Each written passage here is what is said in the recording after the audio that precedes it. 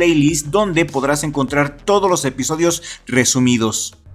El capítulo 4 empieza con los niños que llegan con el jefe Bowers después de haber tomado las fotografías de los fantasmas en el panteón. Recuerden que el plan de Lily y de Ronnie era reunir evidencias que señalaran al verdadero responsable de la muerte de los niños en el cine. El jefe Bowers ve las fotos pero las desacredita diciendo que solo son cacas de paloma, y Lily le grita y le dice que ponga atención en la foto donde sale la silueta del payaso. El jefe Bowers le responde a gritos diciéndole que está loca y que si no quiere ir de vuelta al psiquiátrico que deje de inventar tonterías. Nadie les cree a los niños salvo la amiga de Lily que conoció en el hospital psiquiátrico, una enfermera que le dice que jamás en Derry ha pasado nada similar a lo que ella plantea. Pero eso no significa que lo que diga Lily sea mentiras. Dijo que en 1930 desaparecieron algunos niños, pero no de la manera como Lily narra. En los periódicos, por otro lado, sale la noticia de que el papá de Ronnie es arrestado y procesado por el homicidio de los niños. La esposa del mayor Hanlon, que por cierto tiene un pasado activista donde ayudaba a los negros a salir de la cárcel tras ser acusados falsamente debido al racismo, decide ayudar al papá de Ronnie porque piensa que algo no anda bien. Por otro lado, Dick Halloran y sus amigos van a un depósito para pasar sus ratos libres, cortesía del coronel Shawn, quien recompensó a Halloran por su servicio y sus habilidades telequinéticas, dándole este depósito para relajarse él y sus amigos. El mayor Hanlon lleva a su hijo a pescar y es en este momento donde ocurre la primera secuencia de terror. Los dos se encuentran en el lago muy a gusto, padre e hijo, y se les termina la carnada. Hanlon va a su coche por más carnada, dejando a su hijo Will solo. Will ve a un pez muy bonito y grande, naranja con blanco, los colores favoritos de Pennywise. Will se acerca un poco más para ver al pez y en eso que sale una mano del lago y ahoga a Will. En el fondo del lago, Will ve lo que parece ser a su papá con la cara quemada. El mayor Hanlon llega a tiempo para rescatar a Will y Will le dice lo que pasó y que hay algo muy pero muy malo en Derry. El mayor Hanlon le cree a su hijo tras ver heridas en sus brazos y un misterioso globo rojo que se pasea en medio del lago. En la comisaría de policía, la mamá activista de Will visita a Bowers para pedirle que le permita ver al papá de Ronnie, quien fue encarcelado sin un debido proceso judicial y sin una sola prueba, solamente por ser negro. Bowers la manda al diablo y le dice que si no es abogada o familiar del papá de Ronnie no puede verlo. Así que la mamá de Will busca la dirección del papá de Ronnie para ir a entrevistarse con la abuela de Ronnie y pedirle un permiso especial. Dick Halloran, por otro lado, tiene visiones de su madre, quien le advierte mantener la puerta cerrada y le dice que se cuide mucho porque hay un peligro inminente que se aproxima a él. En eso llega Hanlon, quien le exige que le diga inmediatamente qué diablos es lo que están buscando. Hanlon quiere saber qué les está pidiendo el coronel Shawn que busquen, porque sea lo que sea, está asustando a su hijo y ya se está pasando de la raya. Halloran le dice a Hanlon que no le puede decir y que si quiere saber la verdad se lo pregunte directamente al coronel Shawn.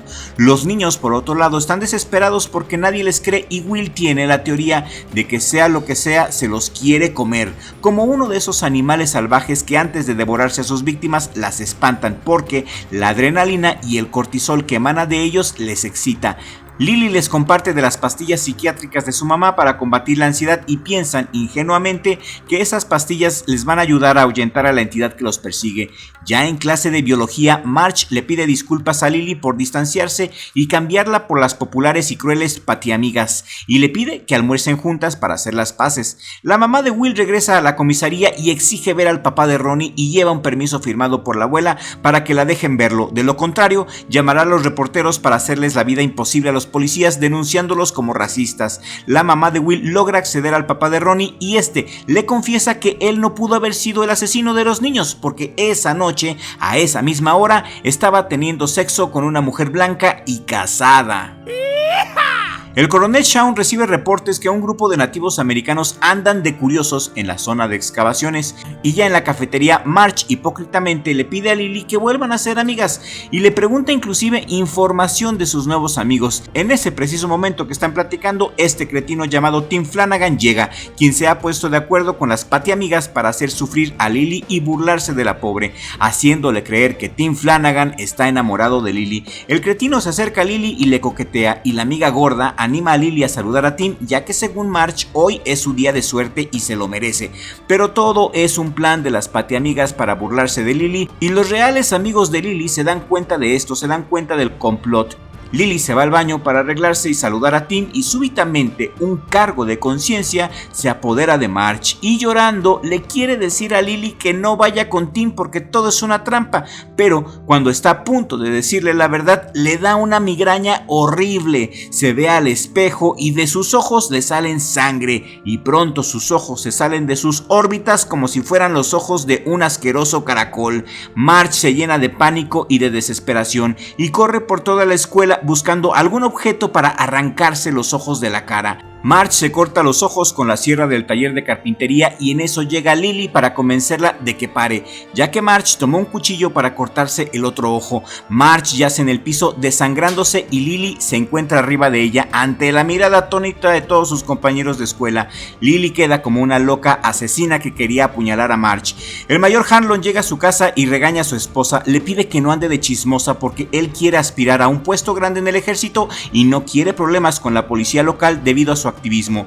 Ya en la noche Will, el hijo de Hanlon, no puede dormir y decide ver a través de su telescopio. Ve a un hombre paseando y a su perro, pero también por andar de chismoso ve a Pennywise, quien lo está mirando fijamente. Will grita histérico y su padre llega y le pregunta que por qué está así y Will le responde que vio por el telescopio que alguien está viéndolo desde el jardín.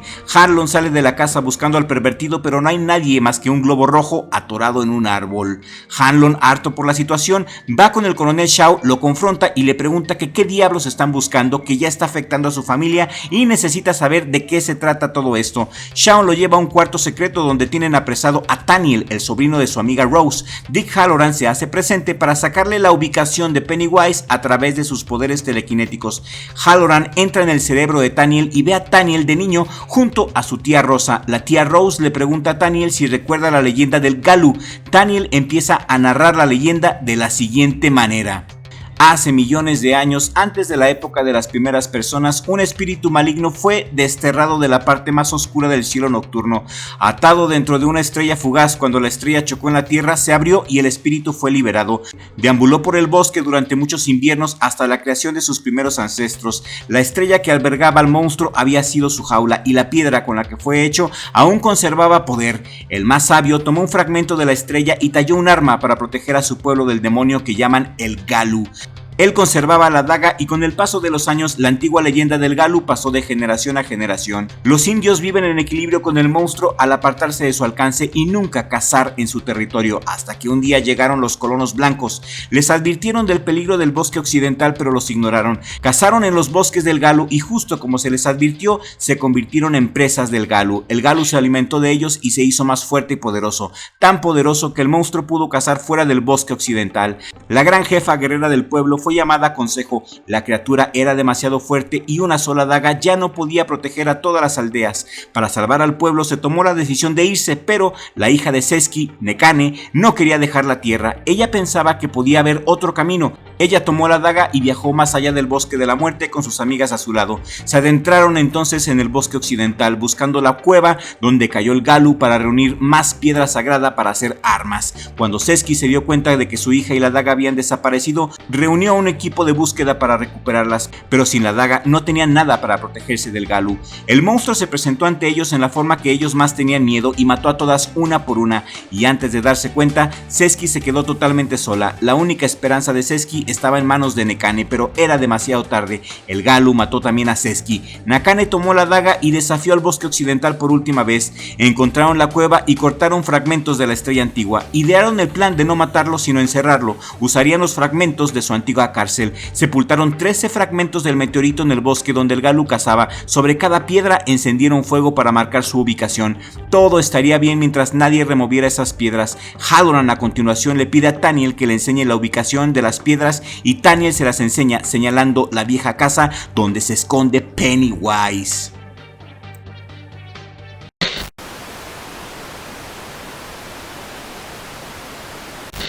Muy bueno el episodio 4, el CGI es más aceptable, la fotografía es muy buena y se nota que le invirtieron mucho dinero, la calidad de la serie es calidad de película y me gusta mucho cómo se va formando la historia. Como ustedes saben, no me gustó para nada los primeros 2 capítulos, pero a partir del capítulo 3 todo mejoró, todo tiene sentido ahora, hubieron 2 referencias ocultas también a Maturín y sigo con la esperanza de que Maturín aparezca en algún momento. Me gusta mucho esta serie y vale la pena que la veas. It Welcome to Derry está disponible en HBO Max y sale capítulo nuevo cada domingo a las 9 de la noche. Y aquí en esta pantalla final, como en el primer comentario fijo, te dejo una playlist donde te acomodé los resúmenes de todos los episodios de It Welcome to Derry. Por si no has visto la serie, con esta playlist te pones al corriente de todo. Dale click a esta playlist y sigue disfrutando de nuestro contenido y nos vemos en el siguiente video, si el creador del universo así me lo permite.